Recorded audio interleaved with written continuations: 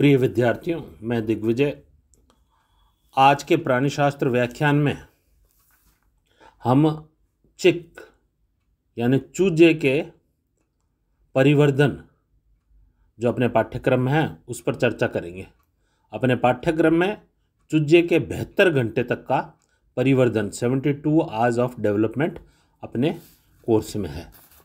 तो सर्वप्रथम जब हम इस पर चर्चा करते हैं तो पहले हम मुर्गे के अंडे के बारे में चर्चा करेंगे। तो अंडा किस प्रकार का होता है मुर्गी का? हम देखते हैं कि मुर्गी का अंडा पॉलीलेसिथल अर्थात बहुपित्तकी तथा टीलोलेसिथल प्रकार का होता है, यानी अंतपित्तकी। इसमें पित्तक की मात्रा बहुत अधिक होती है, इसलिए इसको पॉलीलेसिथल कहते हैं। और पित्तक एक ध्रुव की तरफ एकत्रित पाया जाता है, इसलिए इसको टीलोलेसिथल अपन कहते हैं। पित्तक की मात्रा अधिक होने के कारण सक्रिय जीव द्रव एक छोटे से क्षेत्र तक ही सीमित रहता है, जिसे हम ब्लास्टोडिस्क या जर्मिनल डिस्क कहते हैं। मुर्गी में निषेचन आंतरिक होता है और ओविडक्ट के अग्रभाग, जिसे हम स्थमस कहते हैं, उसके अंदर होता है। निषेचन के पश्चात निषेचित अंडे पर विभिन्न आवरण, कई सारी लेयर्स इसके ऊपर स्वयं मुर्गी द्वारा चढ़ाई जाती है। अंडा एक बहुत अच्छा रिच सोर्स है एनिमल प्रोटीन का, जो बड़ी आसानी से पच जाता है। इसको एक बहुत अच्छा सोर्स मानते हैं विटामिन ए का, राइबोफ्लेविन का, फास्फोरस का, आयरन का। अंडे का शेल व शेल मेम्ब्रेन, एल्ब्यूमिन, चलाजा और योक होता है। अगर मैं मात्रा वाइज बात करूं तो एल्ब्यूमिन 12%, चलाजा 56% और योक 32% पाया जाता है। हम चित्र जब देखेंगे तो उसके अंदर उस चित्र के अनुसार अपन सारी चर्चा इसकी करेंगे। तो सबसे पहले इस शेल के बारे में आता है। शेल जो इसका है, ये सबसे भारी आवरण है। ये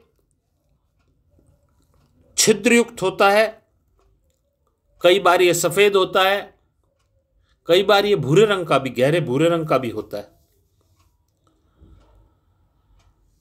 अर्थात ये जो शेल है ये छिद्रयुक्त कैल्शियम कार्बोनेट का बना हुआ है।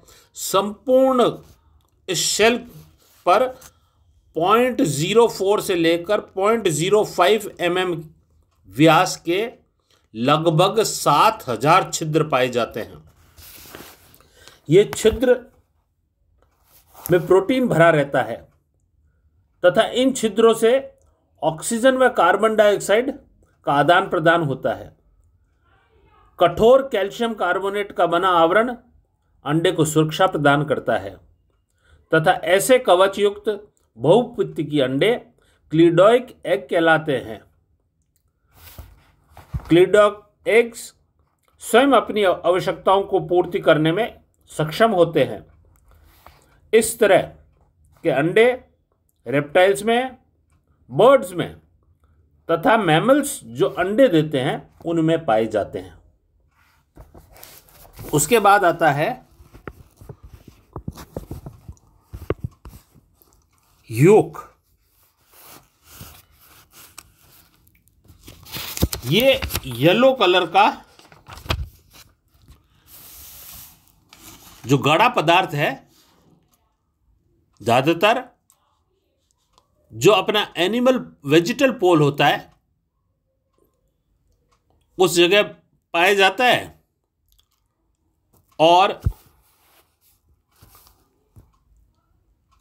ये पोषण अंडे को प्रोवाइड करता है। दूसरा, इसके अंदर पाई जाती है एल्ब्यूमिन। अंड कोशिका के विटिलाइन मेम्ब्रेन और शेल मेम्ब्रेन के मध्य एल्ब्यूमिन भरा रहता है।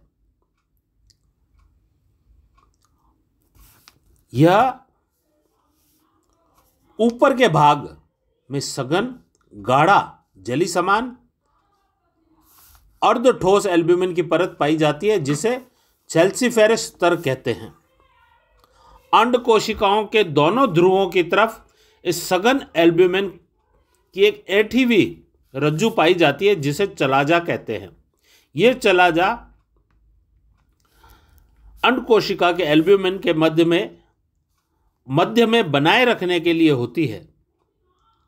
अर्थात इस चलाजा का क्या कार्य है? ये एंकर करती है, उस योक को अंडे के मध्य में बनाए रखने के लिए उसको रोके रखती है।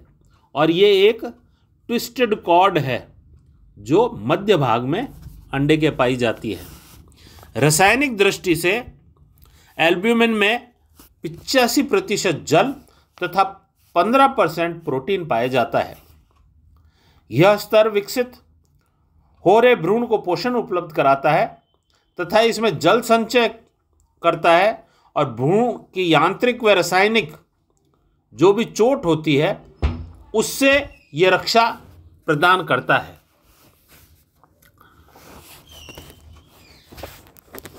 उसके बाद आती है अपने शेल मेम्ब्रेन्स। दो शेल मेम्ब्रेन्स पाई जाती है, जिन्हें एक किस स्थान पर अवस्थित है उस हिसाब से एक को इनर और एक को आउटर कहा जाता है। यह शेल मेम्ब्रेन्स जो बाह्य होती है वो थोड़ी मोटी और मजबूत होती है और आंतरिक वाली झिल्ली पतली होती है। केवल अंडे के कुंद सिरे पर ये दोनों झिल्लियां एक दूसरे से थोड़ी अलग होकर चौड़ी एयर स्पेस बनाती है। यहाँ जो एयर स्पेस बनती है वो भ्रूण के श्वसन में सहायक होती है। अंडे की ताजगी की निशानी भी यही एयर स्पेस होती है। जितना ताज़ा अंडा होगा उसमें ये एयर स्पेस छोटी होगी और ज्यों ज्यों अंडा पुराना होता जाएगा उसमें ये गुहा बढ़ती चली जाती है। उसके बाद में ये हमारा एल्ब्यूमिन वाला पार्ट हो चुका था कि अब आता है अंडे का डायग्राम। ये तो रंगीन डायग्राम एकमात्र आपको समझाने का, जो अभी अब मैंने कुछ कहा था उसको समझाने के लिए, लेकिन इससे और सुस्पष्ट डायग्राम ये वाला है जो ये कंप्लीट अपन जिस तरह से कॉपी के अंदर परीक्षा के अंदर बनाएंगे उसका ये पूरा डायग्राम है। इसके अंदर सबसे पहले मैंने आपको शेल के बारे में बताया था। ये शेल है, इसमें लगभग 7000 छिद्र पाए जाएंगे। इस शेल के नीचे दो परत है, कौन कौन सी है? इनर शेल मेम्ब्रेन और आउटर शेल मेम्ब्रेन। हमने कहा है आउटर शेल मेम्ब्रेन है वो मजबूत होती है और मोटी होती है, और जबकि आंतरिक वाली ये पतली झिल्ली होती है। अब ये दोनों पूरे अंडे में करीब करीब नज़दीक नज़दीक रहती है, लेकिन कुंद भाग, पश्च भाग, जो मोटा वाला भाग है, जो वेजिटल हिस्सा है, उसके अंदर ये जाकर स्पेस बढ़ जाती है, जहाँ एयर स्पेस बनती है इन दोनों के मध्य में। और अंडा जिस प्रकार ताज़ा होगा ये एयर स्पेस कम होगी, और जैसे जैसे पुराना होता जाएगा ये एयर स्पेस बढ़ती चली जाएगी। यह एक तरह से, ये जो मेम्ब्रेन है यह एक तरह से हमें बैक्टीरिया से, क्योंकि इसके छिद्र युक्त होने के कारण से हवा का आना जाना बना रहता है, कहीं बैक्टीरिया या किसी प्रकार का इन्फेक्शन ना आ जाए अंदर, उससे ये दोनों लेयर्स और ये एयर स्पेस हमें इस अंडे को बचाती है।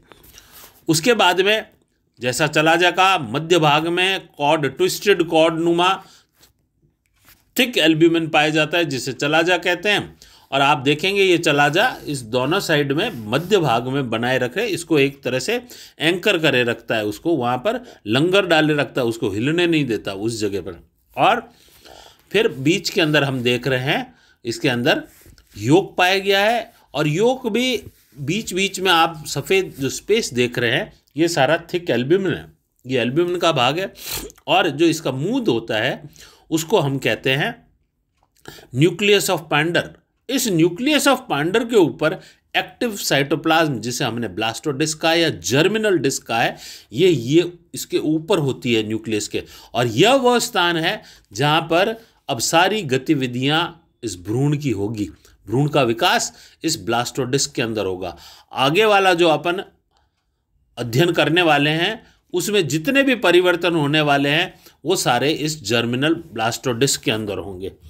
यहाँ तक पहुँचने के बाद में इन अंडों में अतिरिक्त भ्रूणीय झिल्लियाँ भी होती है। एमनियन है, कोरियन है, योक सैक है और एलेंटॉइस होती है।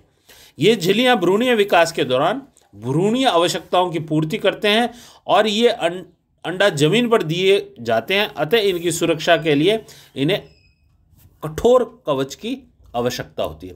प्रिय विद्यार्थियों, इसका मैं PDF भी आपको उपलब्ध कराऊंगा और साथ में होम असाइनमेंट भी देने वाला हूं। तो निश्चित रूप से इसको अध्ययन करने के बाद में, इसको अच्छी तरह से समझने के बाद में आप उनको भी कृपया करके करना। धन्यवाद।